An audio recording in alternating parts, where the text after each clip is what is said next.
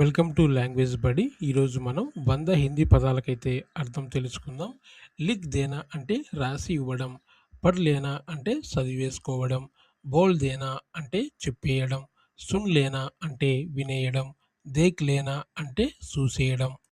సంజా దేనా అంటే అర్థం చేసి చెప్పడం, యాద్ దిలానా అంటే గుర్తు చేయడం, భూల్ జానా అంటే మర్చిపోవడం, పకడ్ లేనా అంటే పట్టేసుకోవడం, చోడ్ దేనా అంటే వదిలేయడం,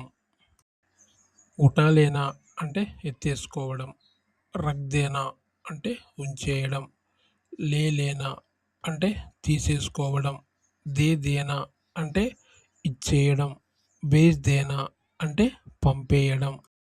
బులా లేనా అంటే పిలిచేసుకోవడం, రోక్ దేనా అంటే ఆపేయడం, చలా దేనా అంటే ప్రారంభించడం, గిరా దేనా అంటే పడేయడం,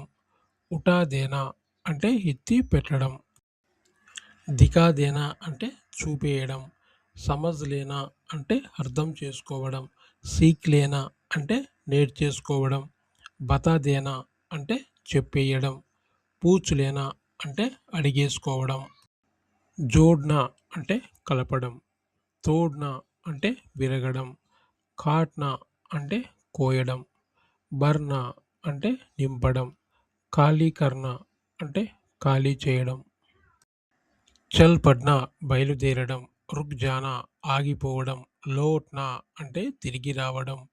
పహుంచ్ జానా అంటే చేరుకోవడం, నికల్నా అంటే బయటకు రావడం, గుస్నా అంటే లోపలికి వెళ్ళడం, చడ్నా అంటే ఎక్కడం, ఉతర్నా అంటే దిగడం, ఫిసల్నా అంటే జారడం, సంబల్నా అంటే సర్దుకోవడం, జల్నా అంటే కాలిపోవడం, బజ్నా అంటే ఆరిపోవడం, పక్నా అంటే వండటం, గల్నా అంటే కరగటం, జమునా అంటే గడ్డ కట్టడం,